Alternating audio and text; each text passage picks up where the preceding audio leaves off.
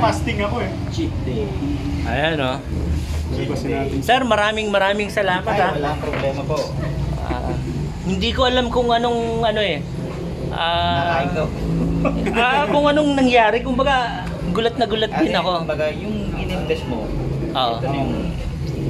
Ayun yan, Master, yung napag-uusapan natin na kaninang umaga, di ba, Master? Sabi mo, parang Hindi ka naman... after daw ng Mindanao, gusto niyang maglaylo muna. Hindi muna sa laptop na. Ikaw nagbigay ka. Oh, ito na yung sagot. Nagbigay ka, hindi ka nang humingi ng kapalit. Sabi ko nga sa kanya, Master, ito na yung sagot na ituloy mo. Diba? Sign yan galing sa taas eh. Hindi may subscriber ka na, at one point yan, natulungan mo. Minessage ka, diba? Inimbita ka sa fiesta. So, ayan, sinyalis siya na huwag ka tumigil, tuloy mo lang yung pag-vlog mo. Durog na durog ako eh. Kasi diba?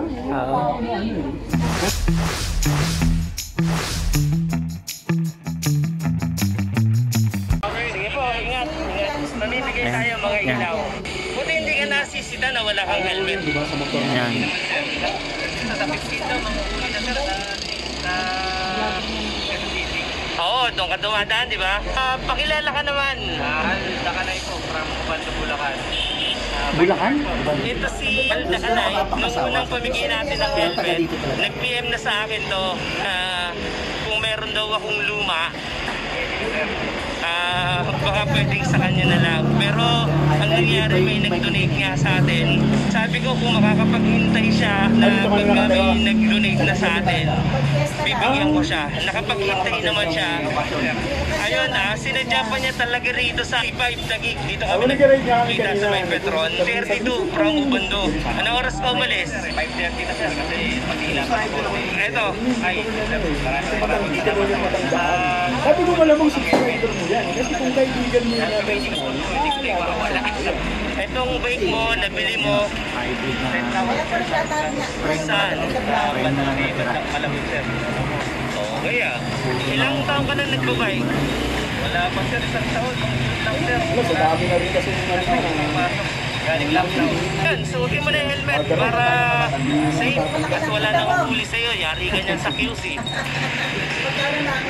Natagalan mo yung wala kang helmet yung nasa video, ito siya ngayon. Then piyesta ngayon dito sa Amadeo, na-invite tayo. Pero wala na talaga akong alam dun sa ni-remind na lang niya ako na siya yung nabigyan natin ng isang helmet.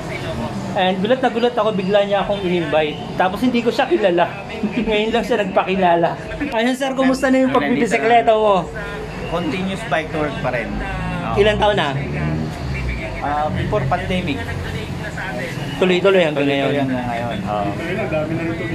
Dami nang tumigil actually talaga. Pero hindi sa...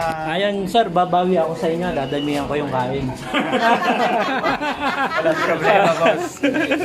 Wala raw problema. Ayan. Thank you. Ayun. Tuloy-tuloy mong pagbibisikleta sir, experience mo. Bukod sa hindi na ako na high blood. Yun ang pinakamaganda. Yun. Number 2, pamasahe. Number 3, yung oras ng biyahe. Kasi nung nagko-commute ako, 3.5 Ngayon, 1 hour 10 minutes na lang. Pinakamatagal. Minsan, nakatulog na ako sa bus. Andun pa rin ako eh. Saka habang nag-bike to work ka, nag-enjoy ka, di ba? Kasi yung nakaupo ka sa jeep o sa bus, nakaka 110 kilos ako dati. Before pandemic. Nung pandemic. Person, anong masasabi mo ron sa pinuntahan natin dito sa Amadeo? Tawag dito, hindi inaasahan di ba? Tayo lang nagpaplano mag-inom dalawa Hindi inuman, piyastahan pala yung... Nung makakarating tayo dito, piyesta pala yung mapupuntahan natin. And may twist. Oo, yung may mga gano'n, yung mga random, yung wala sa plano. Ganda yung gano'n Kasi hindi naman lahat ng bagay sa buhay ng tao, mapaplano mo talaga. So parang, na lang, sabayan mo na lang yung atos. Tapos maging masaya ka, ano yung meron. Yun lang. Masaya. Nakakataba ng puso yung nangyari. Kasi isa siya ron sa nabigyan natin ng helmet, and biglang nag-message sa akin, kaya nga sabi niya raw hindi niya akalain na ako talaga yung kausap niya, baka yun daw na hack na account yung kausap niya. And yun, wala siyang sinasabi na may something na palang nangyari sa buhay niya nung during pandemic yun eh. And yun yung kwento niya. Ito na yung kwento niya nung sinasabi si Orson eh, no? Sabi mo? Sabi ko, no, di ba sinasabi mo gusto mong magpahinga muna? Sabi ko sa'yo, marami pa namang naniniwala sa'yo. Hindi ka magpapahinga. Nanonood pa naman sa'yo. Marami ka pang na-inspire ng mga everyday cyclist kung tawagin. Sa bagay, oo. Marami ka pang natatouch na buhay. Katulad nitong kasama natin ngayon, yung inaasahan na at one point in time natulungan na tayo. Yan, nakakatuwa din. Na merong size yung ginagawa mo. Yun naman yung importante, may purpose yung ginagawa mo. Hindi lang puro para sa sarili. Tuloy lang, Master. Ayos yun. Ayun nga, kumbaga talagang ibang saya eh, di ba? Isa sa subscriber mo yun yung mag-i-invite sa'yo. Tapos ikikwento niya yung nangyari sa kanya na yun nga, nabigyan pala siya nung nun, during pandemic. Ako wala akong idea eh. Siya na lang nagkwento at pinapanood niya pa sa amin. Fasting ako eh. Cheat day. Ayan o. Sir, maraming salamat ha. Walang problema po. Hindi ko alam kung anong Nakain ko. kung anong nangyari. Kumbaga, gulat na gulat din ako. Kumbaga, yung in-invest mo, Oo. ito na yung... Ayun yan, Master. Yung napag-uusapan namin na kaninang umaga, di ba, Master? Sabi mo, parang Hindi ka naman... after daw ng Mindanao, gusto niyang mag-lilo muna. Nagigil muna sa laptop na. Ikaw, nagbigay ka. Ito na yung sagot. Nagbigay ka, hindi ka nang hingi na kapalit. Sabi ko nga sa kanya, Master, ito na yung sagot na ituloy mo.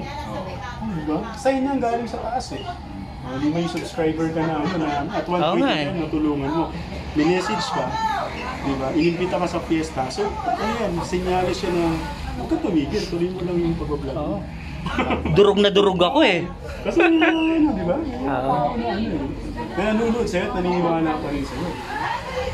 Tuloy lang, Master. Ayun kasi yung personality nila, tahimik lang din sila, hindi naman nagkikwento, hindi nga naman nagko-comment, di ba? As in, nanonood. Sa bagay, yun talaga yung personality nila eh. Meron kasi yung mga hardcore na di ba? Sa mga, may yung mayat na yan nagla-like, may nag-react. Oo, ano naman. May nagko-comment. Pero meron kasi yung mga silent. Sir, ano yung Puro ride safe lang ako. Ride safe lang. Yun. Sir, doon naman sa, di ba, parati ka nakatutok doon sa channel, di ba? Oh, ano yung feeling mo pagka nanonood ka ng mga content? Inspired. One word, inspired. Ayun lang. Thank you. Ako ganun din eh, nung nag-umpisa akong mag-bike, nanonood din ako ng mga lalo na nung nag-aaral akong mag-ride ng malayo. Isa siya sa pinapanood. Ang dami yung nag-bike quit. Dami. Malaki din yung influensya nila, yung mga OG na nag-bike vlog dati. Dati kasi yung mga nag-vlog dati, mga wala pang halo ng komersyal. Talagang yung ginagawa nila, gusto talaga nila. Kasi yung mga nagsusulpunta ng mga bike vlogger, mga nakisakay na lang sa hype eh. Tapos nung medyo humina na yung nawala na rin naman sila. Hindi na mga nagpatuloy. So ibig sabihin, hinahabol lang nila yung cloud. O yung parang uso eh. Mga nakiuso lang. Buti sir, hindi ka tumigil dun sa mo. Pagbabike tuloy-tuloy o dahil nga sa inspired. Kasi kung magkukumute. Nagustuhan mo na rin. Talagang naging part na rin siya ng system mo. Experience ko mag-commute. Naiinip na ako eh. Ako ganun din, Master. Yun nga kayo sinasabi ko sa'yo. Pag nagbabike ka, nag-i-enjoy ka pa. Dapat diba? Nandun na ako eh. Kasi yung nakastuck ka sa traffic, upo ka lang. Diba? Ulit ang pasahero. Dahil hindi mo pumapara. Nakakainit pa ng ulo yun. Pag sa traffic ka na, wala kang magawa. Nakaupo ka lang. At least kung nagbabike ka, pwede kang sumisingit-singit ka rin. Nakaupo ka lang, stress ka pa. Tsaka naging part na rin kasi siya ng sistema. Kumbaga, parang pagising mo sa umaga, kasama na siya sa naiisip mo. Hindi mo kailangan pilitin yung sarili mo na umay ka umaya. Kasama na siya sa sistema. Salamat dun sa dalawa kong subscriber, sila yung nagkukwento ng mga experience nila. At yun, libre yung talk nila eh. Yung iba kasi baka humingi ng talent fee eh. Ayun. Di ba? Nagsishare lang sila nung totoong nangyayari sa kanila.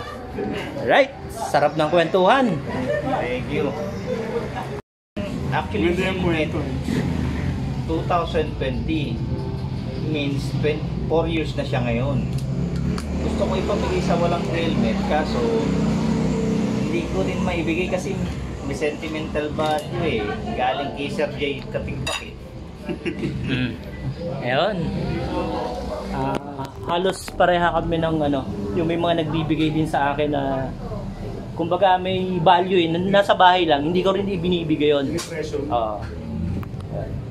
Kahit sabihin mong mumurahay lang yung helmet, doon sa galing kung saan nanggaling yung helmet. Mali mo, pagdating ng panahon, mabenta mo pa kay Boss Toyo yun. Mahal na, no? Pero mahal mo sa kanya. Auction. Okay. Minsan, kita tayo rito, dali nyo. Auction natin. Ayan, thank you sir, thank you. Thank you. Ayan guys, good evening. Dito tayo ngayon sa Buho, Amadeo, Cavite. May nag-invite sa akin kasi piyestang araw dito sa Barangay Talon. Yung nag-invite sa akin, wala akong kalam-alam na dati palang subscriber and nabigyan ko siya ng helmet. Pero nung papunta ako rito sa kanya, wala akong idea na yung invite niya pala sa akin, hindi niya naman sinasabi na na siya dati yung nabigyan ko ng helmet. Kaya gulat na gulat din ako nung nagkita kami at nakapagkwentuhan.